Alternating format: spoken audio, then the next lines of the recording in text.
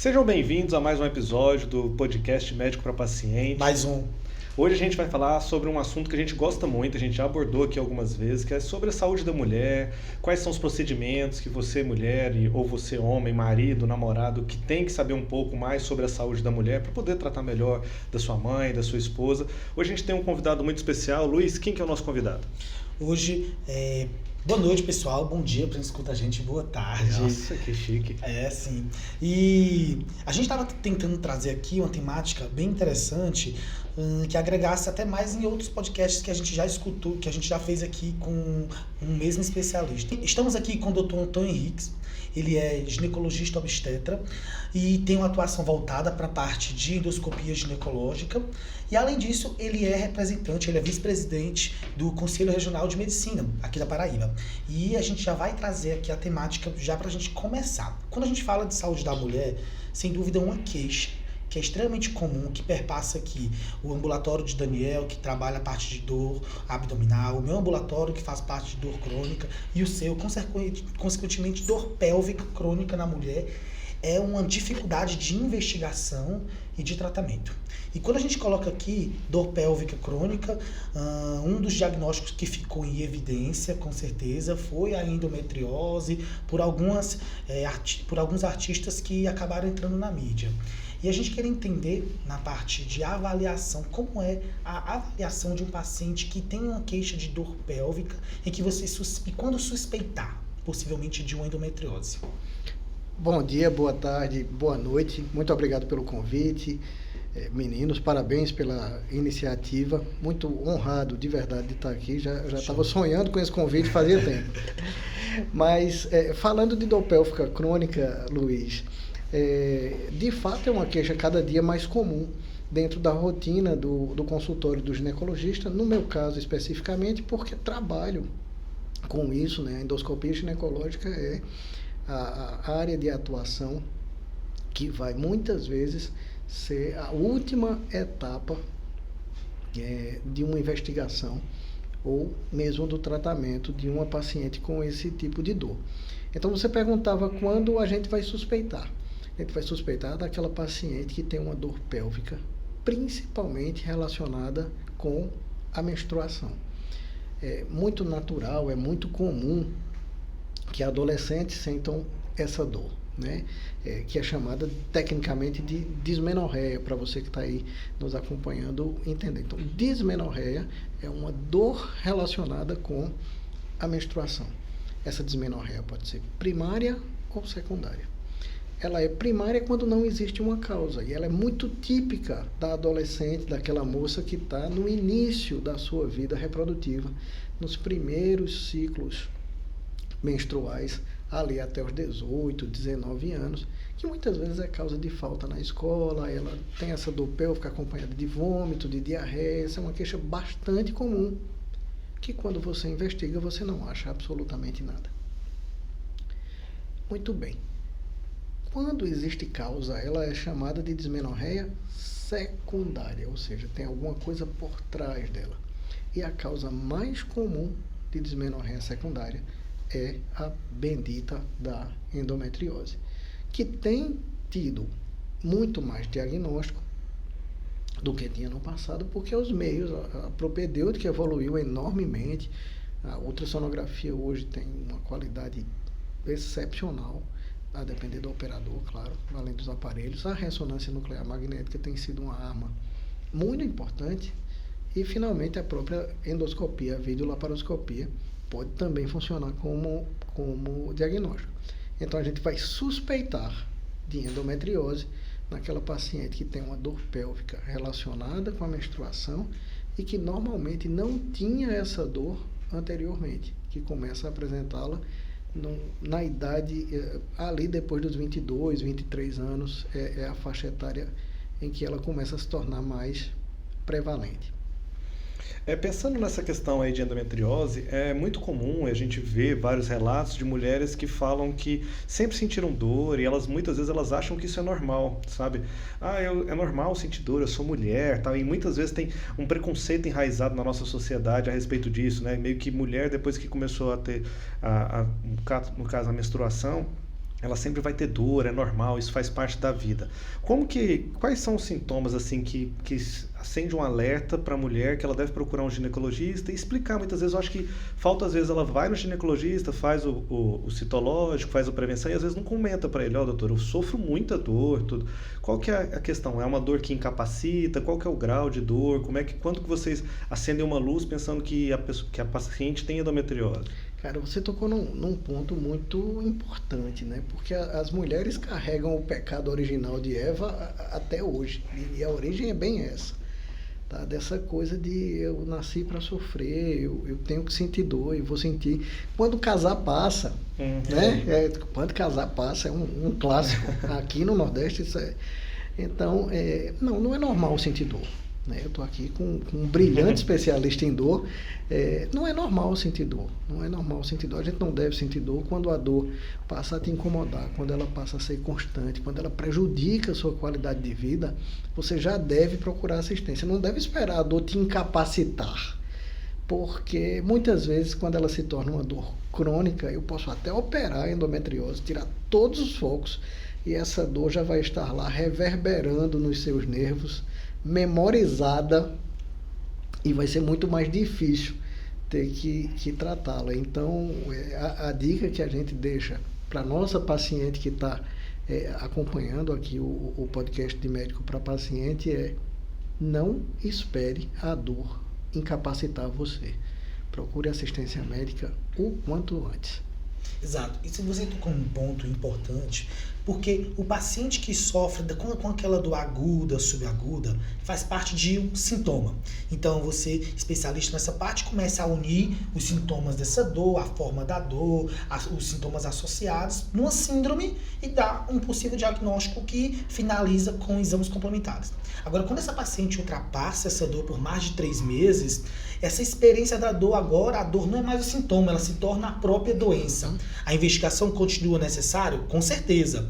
Mas aí, todos esses tratamentos que a gente faz, até chegar inclusive na avaliação cirúrgica endoscópica, a endoscopia ginecológica para retirar esses focos e fazer o tratamento multimodal, antidepressivos, anticonvulsivantes, com o objetivo de literalmente apagar a dor que fica memorizada.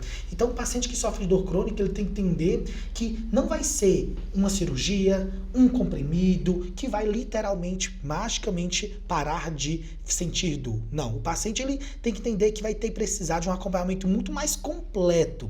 Aqui a gente está falando de mudanças de hábito intestinal, mudança de alimentação, mudança de estilo de vida, parar de fumar, parar de se alimentar inadequadamente, fazer atividade física, ter momentos de lazer, acupuntura, quiropraxia, massoterapia e momentos off, aquele momento em que ela faz acompanhamento psicológico. Tudo isso, veja que o quão complexo é o acompanhamento de um paciente com dor pélvica. E achar que o paciente muitas vezes acredita que basta ir por um médico e isso vai ser a finalização de toda a sina que ele vem sofrendo.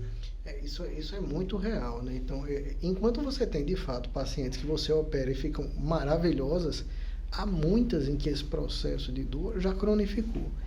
E muitas vezes elas depositam uma expectativa muito grande em cima do cirurgião e da cirurgia, esperando que não, vou me operar, vou ficar boa. Nem sempre isso é verdade, né? Então, você às vezes tem melhora parcial, às vezes tem melhora total, acontece com uma boa frequência, mas também há aquelas pacientes que não melhoram absolutamente nada a despeito de não ter mais nenhum foco. Então, essas pacientes que entraram nesse processo de dor crônica, nesse processo de sofrimento contínuo, né, essas são as principais beneficiadas por esse tipo de abordagem multiprofissional, multidisciplinar, e que precisam, de fato, de muito suporte psicológico, de muito suporte nutricional, de atividade física intensa. Uma mudança de estilo de vida é fundamental para essa paciente que sofre de endometriose. Eu queria só pedir a licença para vocês, porque a gente começou a falar de endometriose, mas a gente não disse para ela e para ele que está ali o que é endometriose, né? Então, só para explicar para você que está assistindo aqui o podcast, o útero ele é formado por várias camadas, e a camada de dentro do útero a cavidade do útero, lá onde o bebê é gerado, ela é revestida por um tecido chamado endométrio. Esse tecido se prepara todos os meses para receber uma gestação. Quando essa gestação não chega, a mulher menstrua, esse endométrio descama, desce na menstruação. Em algumas mulheres, esse tecido se desenvolve fora do útero, e isso se chama endometriose. Pode ser no ovário, pode ser na trompa, pode ser na parte de fora do útero, pode ser no intestino, pode ser no pulmão, no olho. São mais raras, mas acontece. E tem várias teorias que buscam explicar isso, e não é o caso da gente explicar aqui. Mas então, endometriose é a presença desse tecido, o endométrio, o tecido que menstrua fora do útero. E aí, é por isso que muitas vezes a paciente, quando tem endometriose com foco no intestino, a paciente está no período menstrual e às vezes sangra pelo reto. Pode acontecer, às vezes o paciente sente muita cólica abdominal. Muitas vezes, quando o Dr. Antônio Henriques vai fazer uma cirurgia de endometriose, às vezes eles pedem uma colonoscopia para a gente ver. Lembrando que é raro eu ver um foco de endometriose pela colonoscopia. Por quê? Colonoscopia eu estou vendo de dentro para fora. Estou vendo pela mucosa, onde normalmente começa a surgir os cânceres de intestino. Mas o foco de endometriose, ele começa de fora para dentro. Ele começa na serose e vem. Algumas pacientes têm uma endometriose tão profunda que ela vai entrando, aí pega a serose, a muscular e vai entrando até chegar na mucosa. E aí eu vejo um roxinho, eu vejo uma mudança de coloração. Pode ter sangramento anal também, então? Ela pode, se ela tiver, por exemplo, um foco de endometriose no reto, no sigmoide, às vezes quando ela está menstruando, está sangrando por ali. E aí tem que ressecar, às vezes tem que ressecar uma parte do intestino, não é só retirar da serosa. E aí nesse caso a gente já considera como uma endometriose bem mais profunda, normalmente a gente faz essa investigação. Mas mudando aqui, Dr. Antônio Henriques, se a gente, o senhor é um endoscopista ginecológico, conta pra gente como é que é a rotina de um endoscopista ginecológico, quando que a mulher vai procurar um ginecologista que faz endoscopia, como é que é seu dia a dia, conta aí pra gente. Rapaz, meu dia a dia é uma delícia, porque eu adoro o que eu faço.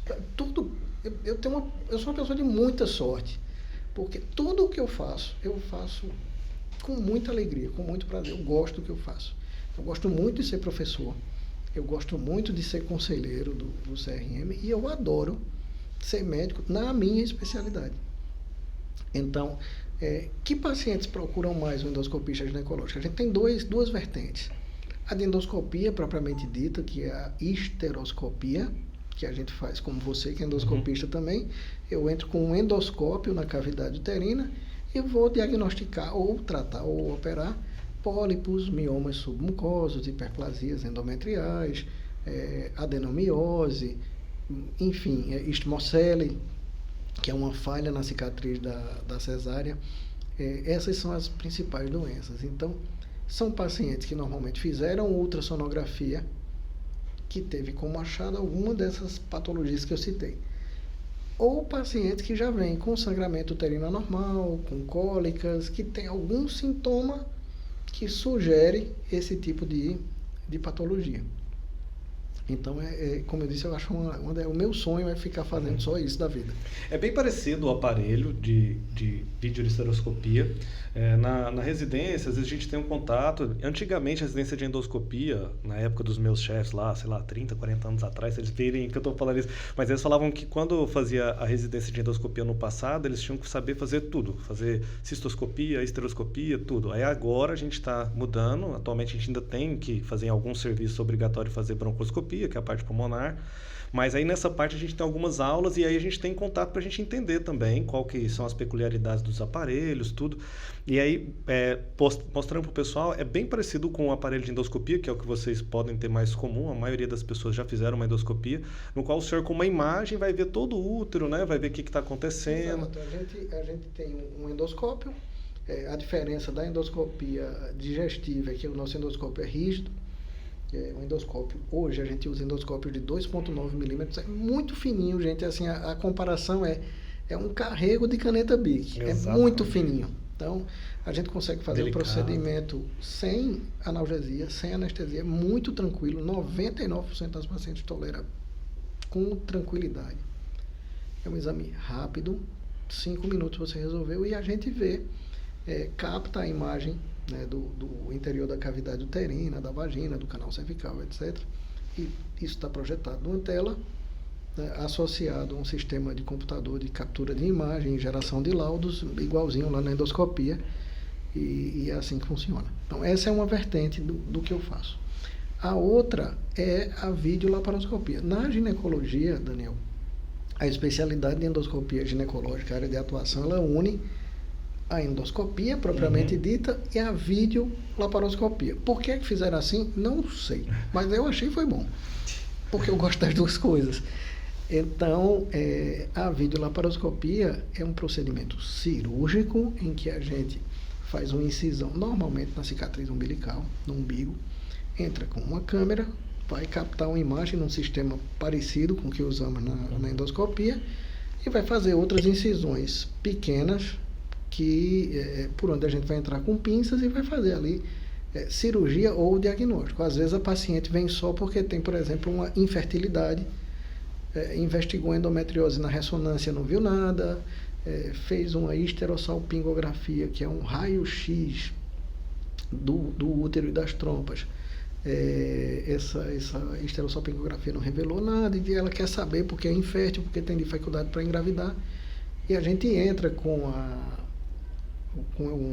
a laparoscopia, porque muitas vezes é a única forma de a gente achar aquele foquinho de endometriose pequenininho que está ali, às vezes na parede abdominal, às vezes no ligamento uterosacro, que é um ligamento por trás do útero, pequenininho, que exame nenhum conseguiu detectar. A gente vai lá, dá um peteleco nele, tira, e a mulher engravida pouco tempo depois. Então, a minha especialidade envolve essas duas áreas e eu tenho, graças a Deus, a felicidade de lidar com isso no dia a dia do consultório e da clínica. A gente fala muito aqui no nosso podcast, até o nome mesmo, quando surgiu, de médico para paciente, surgiu muito do que eu e o Daniel, a gente se conheceu muito como falando sobre o quanto que é importante a relação médico-paciente, como a gente cuida disso como algo fundamental dentro da consulta. E quando a gente fala relação médico-paciente numa consulta ginecológica, tem todo um cuidado maior, porque a mulher se expõe para o médico, e eu queria saber um pouco da tua visão de que cuidados dentro de um consultório ginecológico você tem para trazer tranquilidade, conforto, segurança para suas pacientes. Você sabe que uma dificuldade adicional para quem é homem fazer ginecologia é justamente porque a gente entra muito na intimidade, no pudor da mulher. De forma que a atitude de um médico, de qualquer médico, mas do ginecologista em especial, ela tem que ser uma atitude de extremo respeito, mas um respeito que não seja distante, um respeito que acolhe, um respeito que compreende e um respeito que passa confiança. Para além disso, um cuidado adicional, e é muito importante que nós tenhamos esse cuidado, todas as vezes que a gente for examinar o paciente, que a gente tenha uma atendente, uma pessoa do sexo feminino na sala, e que se essa paciente tiver um acompanhante, a gente possa deixá-la à vontade para permitir ou não a presença desse acompanhante no momento do exame. Por quê? Porque vai dar segurança para essa paciente de que ela não vai ser desrespeitada naquele momento de tanta fragilidade, naquele momento de tanta exposição. Então, esse é um cuidado que eu tenho muito grande. Sempre que eu vou... A gente aprende que tem que avisar a paciente em tudo que a gente vai fazer, né?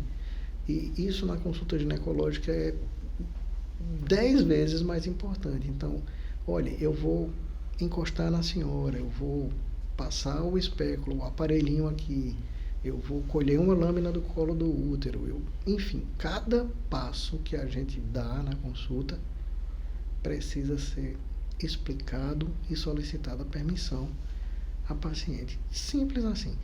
E eu vou te falar, funciona muito.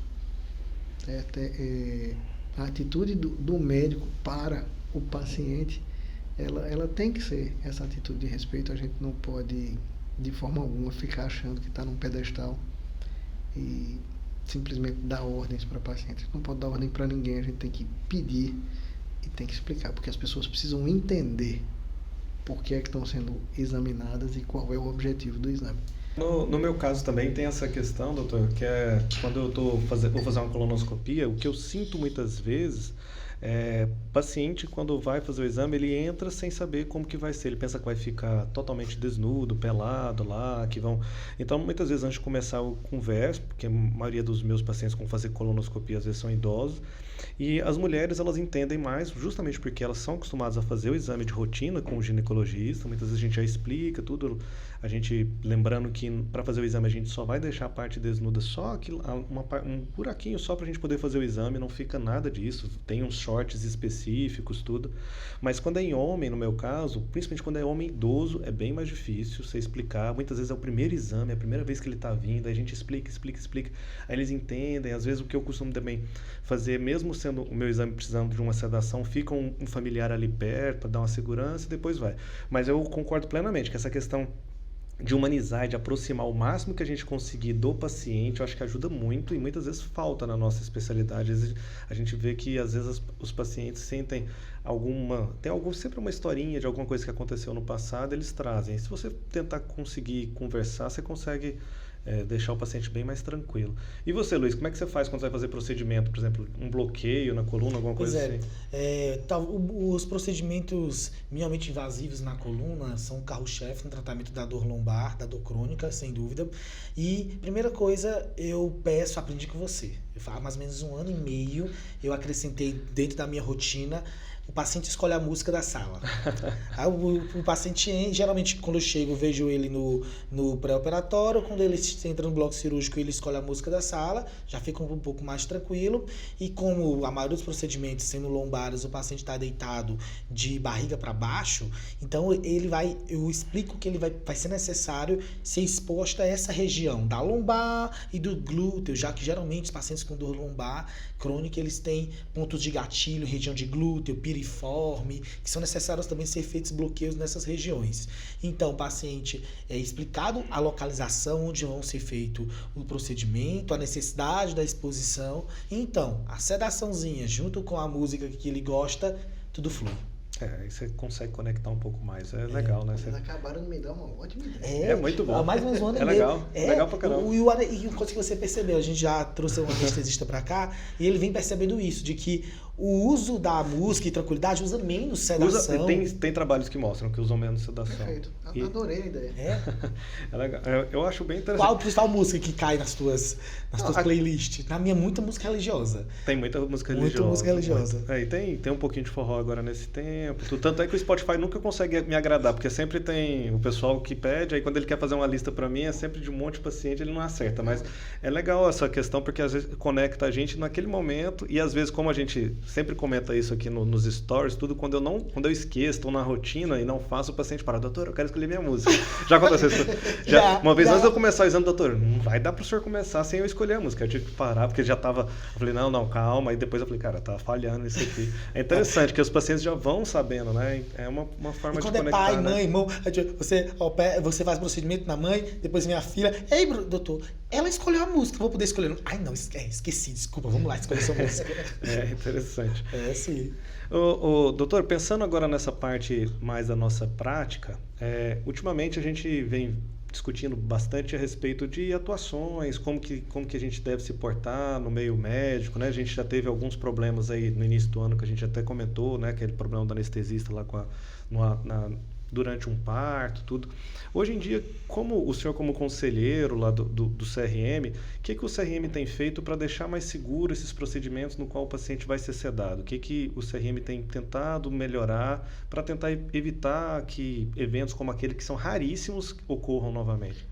Existem normas técnicas, né, que são emanadas pelo Conselho Federal de Medicina, e o CRM tem a obrigação de fiscalizar a aplicação delas. Claro que é humanamente impossível o conselho está presente em cada sala em que é usada uma sedação. Mas, como você bem disse, isso são excepcionalidades, graças a Deus.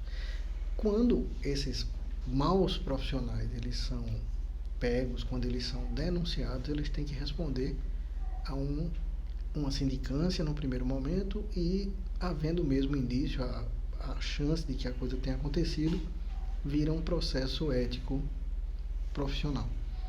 E o CRM atua aí punindo esses médicos. O caso que você cita, por exemplo, esse anestesista foi cassado, ele é ex-médico, que é um termo fortíssimo, né? Rapaz, cara, como é que é ex-médico? Ex-médico é quando ele é cassado. Só tem essa possibilidade de virar ex-médico. Até o cara que se aposenta, ele não é ex-médico, ele é médico porque ele pode voltar da aposentadoria e trabalhar normalmente. Mas o conselho atua principalmente nesse sentido, além de promover eventos de ética, de bioética, palestras de conscientização. O Conselho Regional de Medicina aqui da Paraíba, por exemplo, na atual gestão, ele se preocupa em levar esse tipo de informação e de educação continuada para todos os alunos que estão prestes a se formar. Então, o conselheiro Bruno Leandro, junto com o presidente João Modesto e com todo o corpo do Conselho Regional de Medicina, visita regularmente as 9 faculdades de medicina, 2 vezes por ano. Cada turma que vai se formar recebe esse tipo de informação. E a gente sabe o quanto a informação é importante, é a única forma que a gente tem de mudar os hábitos das pessoas e procurar conscientizá-las.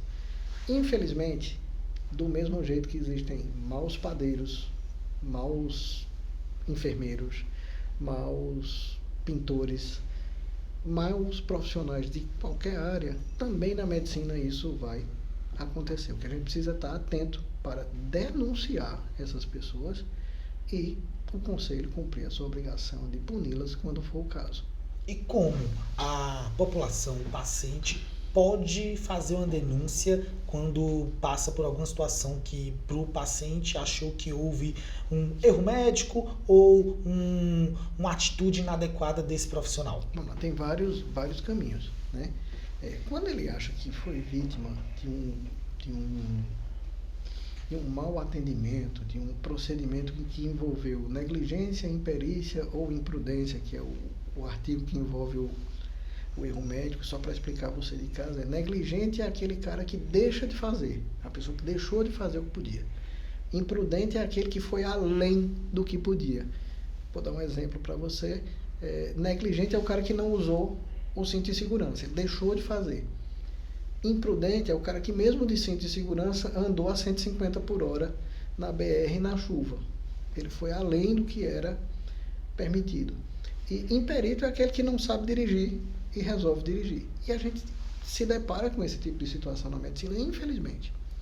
Também, mais uma vez, eu reforço, são casos excepcionais. Mas se você se sentiu de alguma maneira atingido por uma dessas 3 possibilidades com relação ao conselho, e aí tem vários caminhos, né? Porque tem um caminho da justiça comum, propriamente dita, que vai punir o médico no caso de um crime.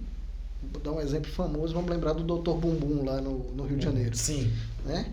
Que era um cara que fazia cirurgias num apartamento.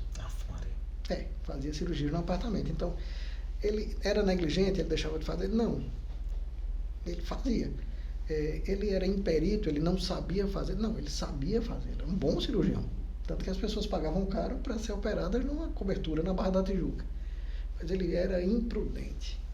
Ele fazia além do que ele podia fazer naquele ambiente, até o dia que um paciente morreu. Resultado, registro cassado. O registro cassado é a punição administrativa, é nisso que o conselho atua. Então, ele pode gerar uma advertência, uma suspensão, a cassação do registro, a depender da gravidade e da quantidade de histórias, né? Porque, normalmente, quando vem uma denúncia dessa, vem uma avalanche atrás. O cara foi preso, mas ele é preso pela justiça comum, então virou caso de polícia. E essa família ganhou uma indenização depois desse cara, ele teve que pagar lá não sei quantos mil reais para essa família, dinheiro que não vai trazer. Eu quero saber quantas vezes eu vou bater nesse microfone aqui, falta de costume. Isso aí é justiça civil. Então são 3 esferas, são 3 denúncias diferentes. O CRM não cuida de denunciá-lo na polícia, mas ele acata a denúncia e vai tratar da falha ética. E o caminho é a internet. Tá lá, entra na página do conselho, tem lá fiscalização, denúncia, vai lá e denuncia, não tem mistério. Para quem não consegue achar na página, se você botar no Google denúncia de médico CRM, vai chegar. mas você pode se dirigir também a uma das sedes do Conselho aqui na Paraíba. Nossa sede é em João Pessoa, mas temos delegacias em Campina Grande, em Patos, em Souza e em Cajazeiras, nas principais cidades do estado. O CRM está presente. Essa parte de internet eu acho interessante porque tem uma parte bem atual. Essa semana, até passaram em alguns telejornais, uma paciente foi fazer um procedimento com uma médica no Rio de Janeiro, se eu não me engano, que ela tem acho que quase 100 mil seguidores no Instagram. Ela era bem renomada no Instagram, que hoje o pessoal olha muito isso. Você viu essa reportagem? Ela não gostou, ela desconfiou de alguma coisa, aí ela jogou na internet e viu que aquela médica renomada tinha o mesmo nome, mas não era o sobrenome, não era todo completo. Na verdade, a formação dela não era na medicina, ela ainda era estudante, mas ela já estava atuando como. E aí ela conseguiu identificar que existia uma médica que tinha o restante do nome com CRM. Então ela pegava o restante do nome do outro médico, usava um carimbo, tudo. Aí ela comunicou a outra médica, fizeram um sistema administrativo, mas aí a outra médica pagou uma consulta e foi com um oficial de justiça, foi com um agente da Polícia Civil, e aí quando foi fazer um procedimento no ato, e na hora que a médica foi para prescrever e carimbou, o oficial decretou a prisão dela tem nisso. Tem vários né? crimes aí, né? Tem exercício ilegal da profissão, porque ela não era médica, tem falsidade ideológica. Tem um monte de coisa. Nossa, provavelmente coisa. Ela não vai... Mas veja que coisa, esta profissional, ou essa pseudo-profissional, essa falsa profissional, é um caso de polícia. Mas ao CRM ela não pode responder, porque ela não é médica. Exatamente. Aí isso traz... É caso de polícia. Isso traz já o gancho para uma temática interessante, o ato médico, né? Desde 2013 tem uma lei que define aí o que é o ato médico, colocando que apenas médicos têm a função de fazer procedimentos invasivos, fazer diagnósticos e tratamentos. E quando a gente cai nessa temática, diversas questões são levantadas. E eu queria trazer aqui, na verdade, a questão mais importante. A importância de existir uma lei. Qual a importância para o nosso paciente de existir essa lei e a necessidade de se verificar isso? Isso é fundamental. Como a gente conversava no bastidor antes aqui de começar, né? Antes por trás das câmeras, todas as profissões, ou a maioria das profissões, são regulamentadas desde há muito tempo. Então, isso, como a medicina demorou muito para ocorrer, isso permitiu que atribuições do médico fossem sendo invadidas, e a palavra é essa, invadidas por outras profissões. Então, a gente vê muita gente fazendo procedimento invasivo. A gente vê muita gente fazendo procedimento cirúrgico na hora que corta, na hora que sutura, na hora que injeta alguma coisa. É invasivo. Passou da pele, eu acho que cortou aqui. Voltou. Foi. Não, Foi? cortou. Voltou, foi. Vai. Então, vai. Voltando. Então, antes da gente, eu queria entender, coloca pra gente o que é procedimento invasivo. Vamos lá. Como você estava dizendo, passou da pele, penetrou no organismo, é procedimento invasivo. Portanto, médico. Portanto, o médico, lembrando e ressaltando que os cirurgiões dentistas têm sua área de atuação garantida também, como os cirurgiões bucomaxilofaciais, que são profissionais odontólogos que se especializam, que fazem residência em cirurgia bucomaxilofacial. E esses são a única exceção possível dentro desse espaço que está delimitado aqui pela maxila e pela cavidade oral, tá? Então, há que se ter muito cuidado, porque cada vez mais a gente vê e pega relatos, doutores, de pacientes que estão deformados, a palavra é esta, pelo uso de substâncias, pela injeção de substâncias de maneira inadequada por outros profissionais. Você vai dizer assim, não acontece com o médico, também acontece, mas acontece muito menos, porque a cobrança em cima do profissional médico é muito maior. E esse profissional normalmente se especializa, esse profissional normalmente vai aprender, vai beber na fonte dos melhores cursos, das melhores formações. Então, muito cuidado com procedimentos estéticos invasivos, porque tem muita gente ruim no mercado. Tem gente boa? Tem.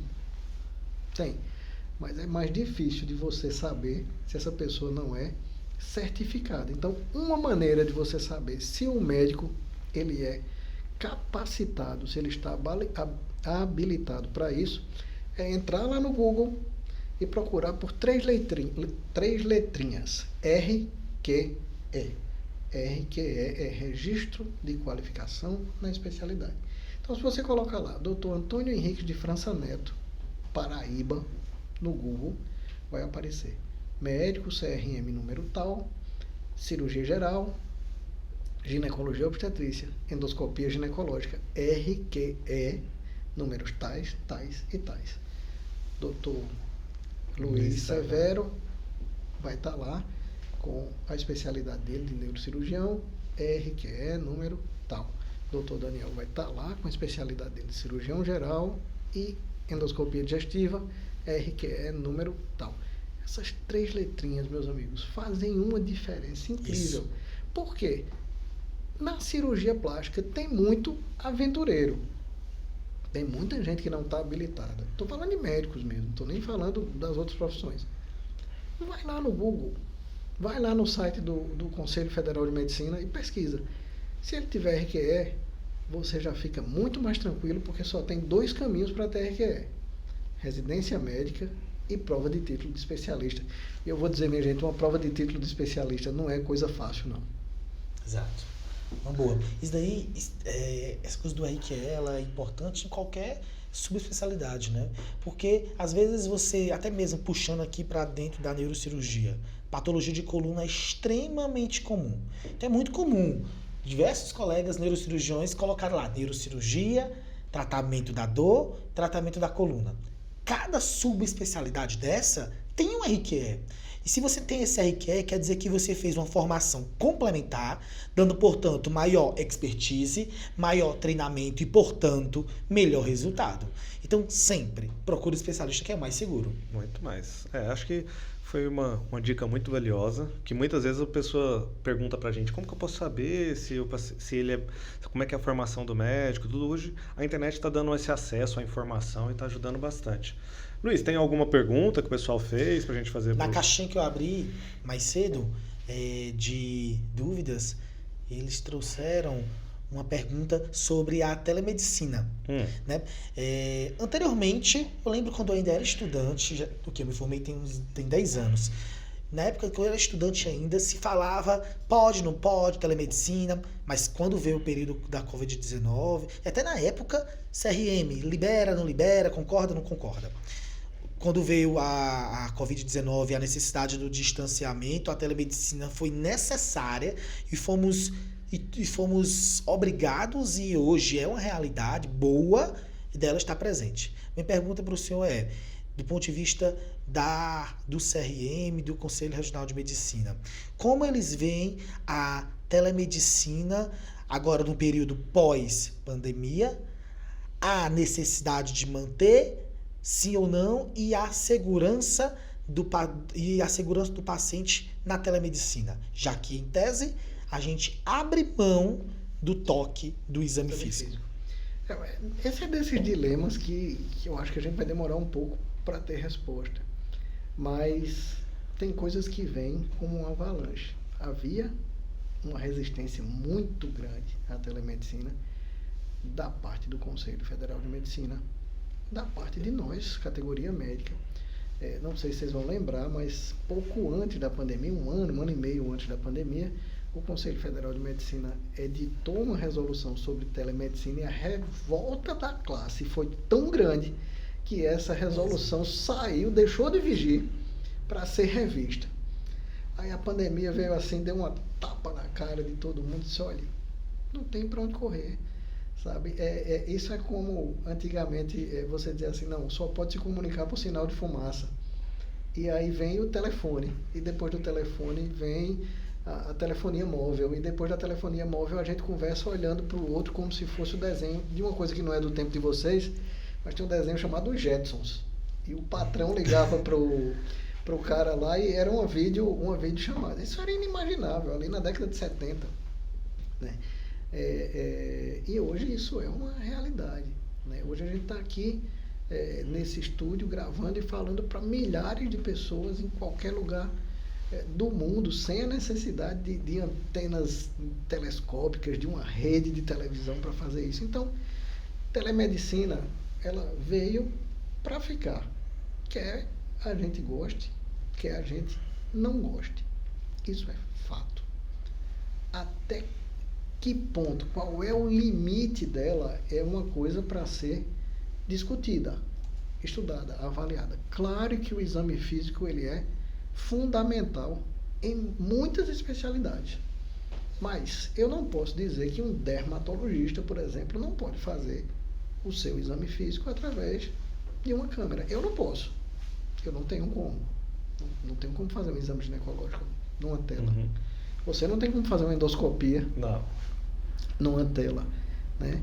Mas, de repente, Luiz, a depender da patologia do paciente, ele vai pedir para que ele ande, vai observar a marcha, ele vai pedir para ele trazer o dedo para a ponta do nariz e vai observar se ele consegue, ele vai pedir para ver as mãos, para observar um tremor.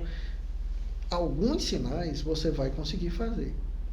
O que eu acho que é fundamental é que você tenha consciência de qual é o seu limite. Você dizer, olha, até aqui eu consigo ir, a partir daqui eu não consigo mais, eu preciso lhe ver presencialmente, ou preciso que um colega lhe examine e me diga o que está acontecendo.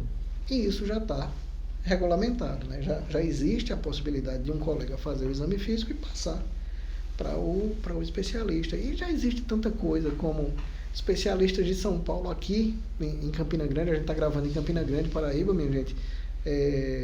Especialistas de São Paulo passam a visita das pacientes da UTI materna do ISEA. Tem uma parceria com a USP, e o colega do plantão passa os exames, passa o quadro clínico, passa o exame físico, e o colega lá de São Paulo diz assim, rapaz, eu acho que se fizesse isso e isso, ia bem. E isso é precioso, porque, caramba... Troca de informação, né, tio? Para além disso, a gente já existe a possibilidade de um profissional fazer uma cirurgia daqui, em alguém que está na Índia, na Austrália, onde quer que seja. Se você tiver um bom sinal de internet, e o 5G vai permitir isso, você vai conseguir fazer cirurgia à distância. Claro que tem que ter um cirurgião no local, óbvio, porque se tiver uma intercorrência, qualquer coisa, ele vai lá e vai precisar resolver, mas de repente tem um cara que só opera endometriose, e aquela endometriose específica que está ali naquele lugarzinho. Tem disso nas especialidades cirúrgicas, né? A mão direita, rapaz, olha, só quem faz aquele procedimento ali é Luiz Severo. O Luiz Severo pode estar aqui, esse paciente pode estar onde quer que seja, ele pode operá-la sob a supervisão, claro, local de um cirurgião, de um anestesista, de uma equipe que tem que estar completa. Então é assim, telemedicina, meus amigos, é um caminho sem volta. Não tem o que discutir. Aí, as pessoas que fazem as leis, os conselheiros federais, no caso o CFM, os deputados federais, senadores, enfim, o legislativo, vai ter que se virar para regulamentar esse negócio. Mas não tem para onde correr, é inevitável. Eu tenho uma pergunta aí para vocês dois, que me fizeram nesse fim de semana. Sem dúvida, dentro da medicina, o Dr. Google, ele ajuda em alguns quesitos, porque traz informação para o nosso paciente, mas também muitas vezes essa informação ele não tem uma inteligência para juntar tudo e colocar como um médico poderia juntar e tecer hipóteses diagnósticas mais adequadas. Então o paciente, quando bota dor de cabeça, o Google bota lá, de enxaqueca a tumor cerebral, e nosso paciente já chega aflito. Agora, com a era do chat GPT, não é isso? Chat GPT. Como vocês veem hoje, realidade, né? Estava conversando com uma colega endócrino, o chat GPT está sendo utilizado para dentro da inteligência artificial, né? Sendo utilizado em algumas especialidades, tipo endócrino, no caso de obesidade. E como você vê, ou se existe algum posicionamento já atual do CRM, do CFM, em relação a essa inteligência artificial dentro das casas dos nossos pacientes, dentro mesmo dos consultórios médicos e até mesmo da vida acadêmica de alunos nossos? Cara, essa é uma coisa muito nova, né? O chat GPT e essas inteligências artificiais que surgiram mais desenvolvidas do final do ano passado para cá, saiu do 3 para o 4 agora, né? Foi um estalo. Isso é um desafio gigante, porque o que eu posso dizer a você, como coordenador de curso, como professor, se eu coloco lá, elabore um plano de curso para a disciplina de neurocirurgia, ele vai elaborar melhor do que nós dois. Exato. É imediato, é impressionante. Eu digo porque eu testei, eu brinquei muito com... Eu tenho um grande amigo, o professor Guilherme Veras, você conhece, cardiologista, e com o Guilherme eu disse, eu vou criar um plano de curso de cardiologia, vai ficar melhor do que o seu. E a gente fez essa brincadeira e, cara, é perto da perfeição. É óbvio que essas inteligências artificiais não são ainda capazes de prescrever, e se você tenta, eu tentei, ele diz lá, olha, eu sou limitado, eu não estou apto para fazer isso, etc. Legal. Mas, uma hora vai acontecer. Né? A gente já sabe que em medicina diagnóstica isso já é bastante utilizado. Né? Então, grandes grupos de radiologia passam lá os exames por uma primeira peneira, por uma filtragem da inteligência artificial, e ela já separa o que é normal do que é patológico, e o especialista vai cuidar de olhar só o que é patológico, e alguém menos experiente vai só dar uma revisada naquilo que veio normal. Isso já é realidade, não é só no Brasil, isso é no mundo inteiro. Então eu acho que isso vem, Luiz e Daniel, como uma avalanche, para mudar muito as nossas vidas. A gente que tem especialidade cirúrgica, eu acho que ainda escapa um bocado. Exato. Mas para fazer diagnóstico, eu acho que essa ferramenta vem muito, muito, muito poderosa. Até eu acho.